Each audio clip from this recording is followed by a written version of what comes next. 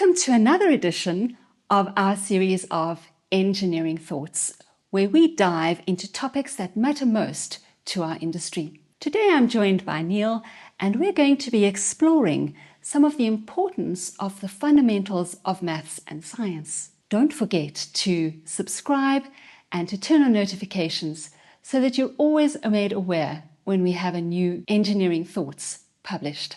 Neil, this concept of why do I need to learn maths at school is something we hear so many children say with frustration because they, quote, hate maths.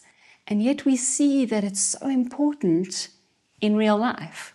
What is your perspective on this? Well, I do a lot of training in the short course sector. So you could call it further engineering training. Subjects such as cathodic protection, general corrosion, coating inspection work, and things like that. And the challenge for me is that so many people don't seem to have the fundamental understanding of maths and just even arithmetic, never mind maths. We're not talking maths as in geometry and trigonometry and calculus and so on.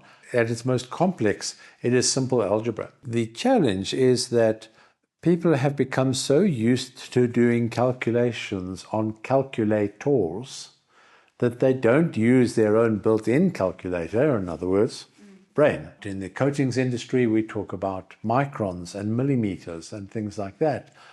Ask the class to convert from one to the other, which is a factor of 1,000, for example. And the majority of the class pulls out a calculator. We work in a decimal world where every number in the number line is based on the position of that decimal point, whether it's a decimal point or a decimal comma or a space or whatever, it doesn't matter. The concept is that things are in factors of 10. We have found it necessary to actually do a section in the class just on, for example, the use of the metric system in terms of measurement.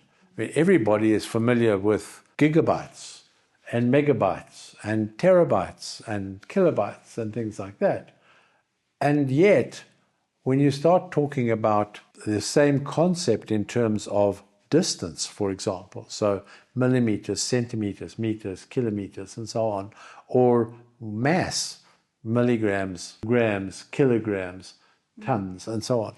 And these conversions are so simple. And the problem is that if you are working in these industries and you don't have that mental understanding of the meaning of what you are trying to calculate, you can get a totally ridiculous number and you don't realize it.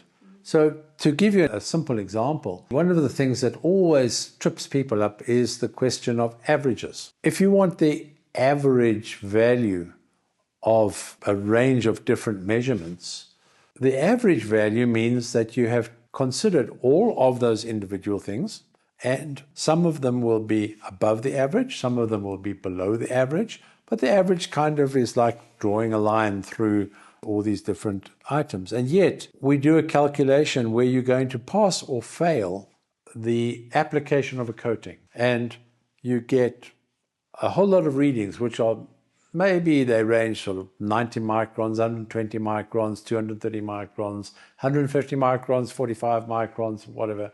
And you say, calculate the average, and they tell you that the average value is 670. The average cannot be bigger than the largest number that you've measured or smaller than the smallest number that you've measured. It has to be somewhere in between. If you don't have that concept in your mind, then you do your calculation, forget a step and write down the number because that's what the calculator says. And I find it immensely frustrating. I think for me, the challenge is that we seem to be missing a step in the education system because people don't seem to be able to apply the kind of maths they're taught at school, even at primary school level, into really practical uses in the home. So they can't, for example, the average is to be able to see that if I've got 12 children and 10 apples, how can I average those out amongst the children? They're not all going to get one apple, and one is certainly not going to get 10. So how do we share that out? That is an average.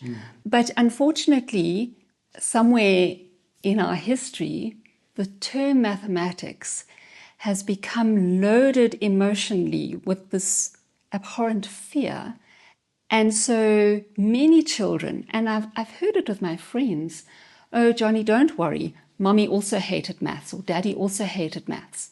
Well, that's not really helpful. And so little Johnny or little Susie doesn't learn these really useful tools that can be applied in the playground, sharing out the fruit or the sweets. Sweets probably a better example. Or in future life, applying them when you're baking or painting or working. And so we forget, I think, in the communication at that infant and grade level to communicate the importance of these skills.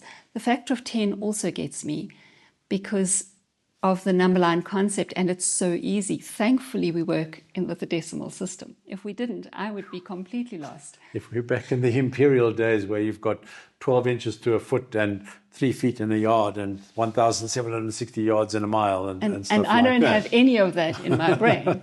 But I'm a decimal girl and I understand it. But you do. You find these people who just don't seem to grasp the concept. But just going back to that, there was actually some merit in that system. How long is your foot? If you think about it, the concept of a foot was the length of a foot. You can visualize it. Yes. So 10 feet means that you're 10 shoes across the distance that you're measuring. Whereas 10 feet will be, 3,000 centimeters. How long is 3,000 centimeters? Yes, I can't count. You can't count 3,000 little sections that long. So, so there was some merit in that old system. But another thing that really creased me the other day, I was talking about, I can't even remember exactly what it was, and I was talking about percentage. So, I mean, we don't only use percentage in engineering, but, we pay 15% VAT. What does 15% mean? So anyway, I was talking about this thing and this concept or subject, and I said the percentage is 70. And one of the guys put up his hand and said, please, what is that in terms of numbers per 100? Oh, no. And then you take a deep breath and you think somewhere along the line, that key didn't unlock that door in your youth. So the challenge, of course, there, it comes back to language. I mean, percentage comes from Latin. Yes. It means of per 100, because centum is 100. Yes. So percent means out of 100. Yeah. If you didn't have Latin, and almost nobody has Latin these days, you don't have that background. So I think that we need to encourage children, but also educationalists to really focus on these very simple, as you rightly say, very simple arithmetic, perhaps algebraic concepts. So that coming out, because this isn't something we're only finding with people who didn't take mathematics as a subject at school, and there you can understand. But for people who did take mathematics at school and have studied it further and still can't apply it in a functional way. Well, I actually gave up on trying to help my kids with maths at school because the way maths is being taught, they don't have equations anymore. They have number sentences. And that's the way it gets taught. And to me, it is actually a retrogressive step. And I'll probably be vilified for saying that. But to me, the way maths and arithmetic is taught these days does not put across the underlying fundamental concepts. I think actually if we roll it back and we strip it to its barest bones, the real importance in the engineering sector for understanding maths in a real sense is because you need to interpret the data that you're presented with. Correct. Or the calculations that you are using to design something, so that you can understand a quantity and be able to visualize it and say, that's a lot, and I expected it to be a little, or that's minute and I expected it to be a lot. Or this building is only going to be the size of a matchbox and it's supposed to be the size of a street block because I've got my decimal place in the wrong point. And I think we also are challenged. You spoke about in the computer era, we all know what terabytes and megabytes and so on, but actually we don't. A lot of people don't understand that those words have a mathematical relationship with each other. It becomes quite a philosophical question. It is quite a challenge, but I think it's something that we need to do in our individual capacities, is just really encourage people to make maths fun again, make maths relatable again. And I'm not talking about fancy equations, but just to understand that maths is real, comes out with answers that in the engineering sector we want to be very tangible. So if you want to add 5 and 3, you don't need a calculator.